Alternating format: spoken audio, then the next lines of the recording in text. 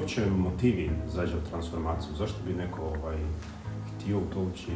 Što dobiti na kraju cijele priče?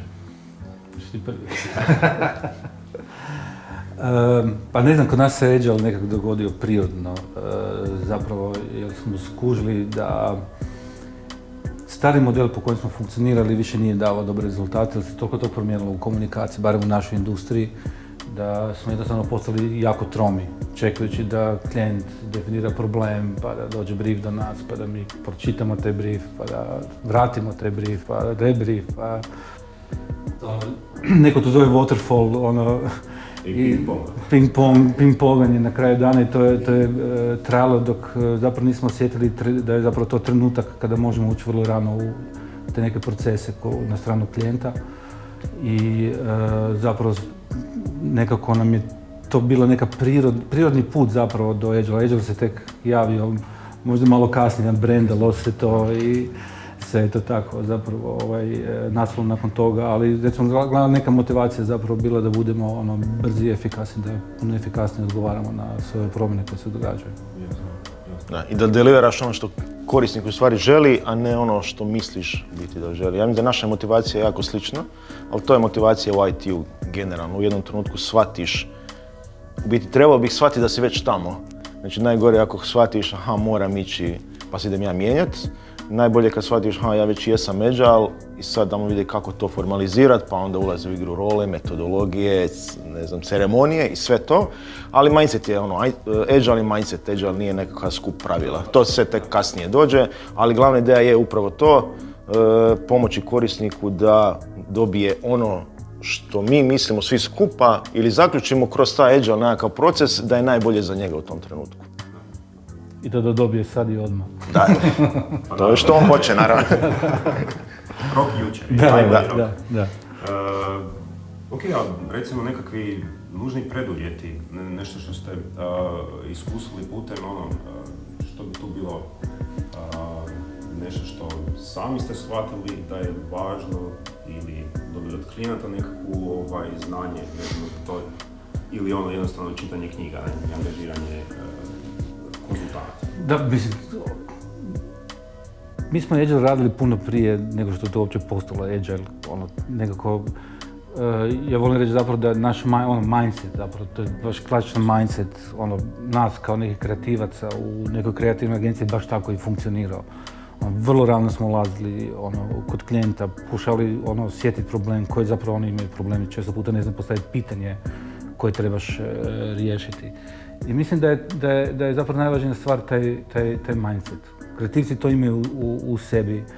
Poslije se, javili su se alati, naravno, alati su uvijek dobri da strukturiraš to nešto. Ne znam, ja sam zapravo u dubini duše matematičar i informatičar i volim da mi sve funkcionira po kućicama, ali nisam, kad sam bio klinac, kad sam radio dizajn, sam mislio da to uopće ne mogu primijeniti u nekom kreativnom procesu, dok kasnije tek sa iskustvom sam vidio zapravo da te sve kućice, da je to zapravo kreativni proces. I mi smo zapravo sami u startu počeli raditi neke svoje alate kako bi mogli što bolje funkcionirati. Prilagođavali smo sebi, jer naš mindset potpuno drugačije funkcionira. Ali mislim da je to baš ovo što ste rekao na početku, to je baš mindset, stil života, To nema jedan trenutak u vremenu kad kažeš, sad ćemo biti Agile. Znači već jesi pa si shvatio, ajmo to formalizirati i onda je to taj drugi nekakav korak koji ne možeš uvijek ni sam napraviti. Jednom kad si shvatio da si stvarno Agile, a kod nas je nekako drugačija i povijest jer mi smo iz developmenta krenuli, a Agile je nekako i startao, bar ovaj dio koji mi pričamo iz developmenta. Je, ali onako strukturiranije, opet u ovom kreativnom dijelu je malo to ako šire sve. Ne znaš još u startu šta ćeš napraviti. Da.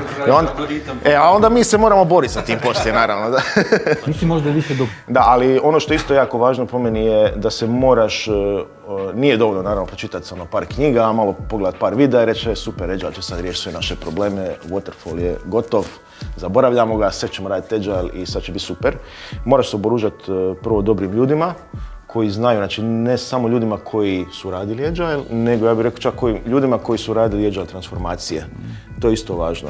Dapače po nekim autorima je zanimljivo da bi bilo dobro čak da dolaze ljudi koji imaju iskustvo u waterfallu, pa onda imaju na neki način i tu nekakvu frustraciju koja dolazi sa njima. I onda se baš bore onako. Ja sam radio, Bože, to mi je bilo jedno od najvećih sprava na početku, design thinking sa ekipom iz INE. Znači, dolazili su mi, bilo je stari sustav, znači, kad uđeš unutra u zgradu, onak misliš, what the fuck. I onda sam mislio, ovo je design thinking koji neće uspjeti. Znači, do sad su svi bili uspješni, ja rekao, ovo je sad ne bo uspio. Ili ako ovdje uspije, onda će uspjeti svugdje. To nisam razmišljao, prvo mi je ovo ne bo uspjelo, bili su ljudi koji buše naftu, naši inženjeri, ljudi iz prodaje, puno ljudi. Čovječe, kako su se transformirali u sekundi, kad su počeli razmišljati, to je bio jedan od boljih workshopa koji smo imali. Zapravo kad ga pikneš, znači kad on dobije tu neku slobodu da može, dobije informacije, prvo inpute uopće, ne. I vidi rješenje svog problema, vidi svjetlo na kraju tunela.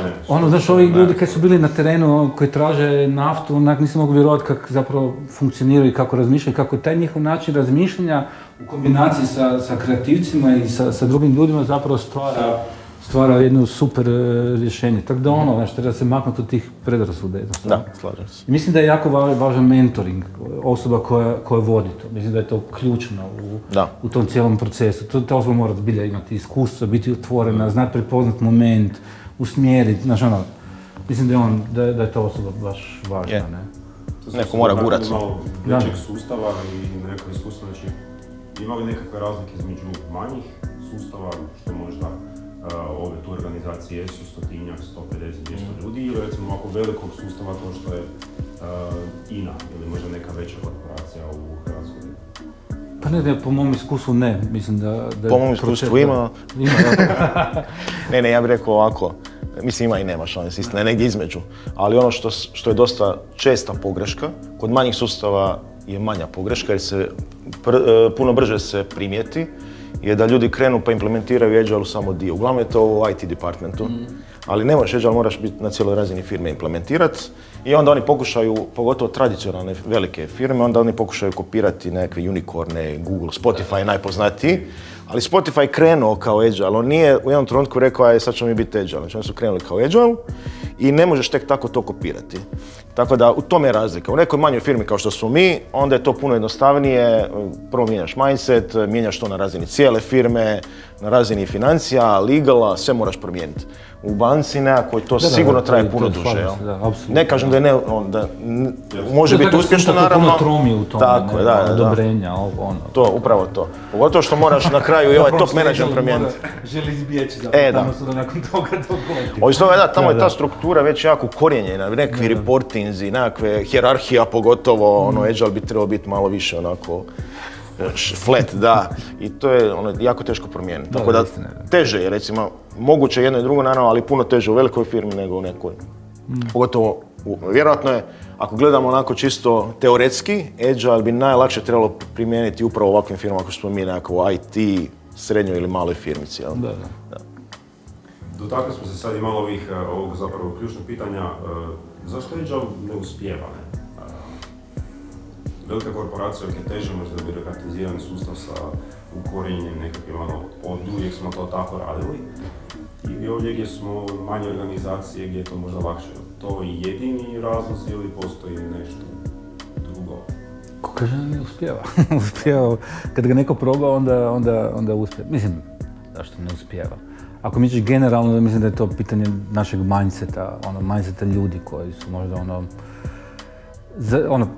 uspijeva kod mlađih kompanija, ne? Mlađe kompanije koje već zapravo mi je to sastavni dio života, ne? Zapravo su odrasli na takvom okruženju, već krcata takvih kompanija, ne? Grade kulturu svoju zajedno sa već kad krene kompanija, to im je u kulturi, za razliku od nekih većih sustava gdje to nije u kulturi, jako teško onda zapravo i probiti i hoće mi objasniti šta to znači na kraju dana.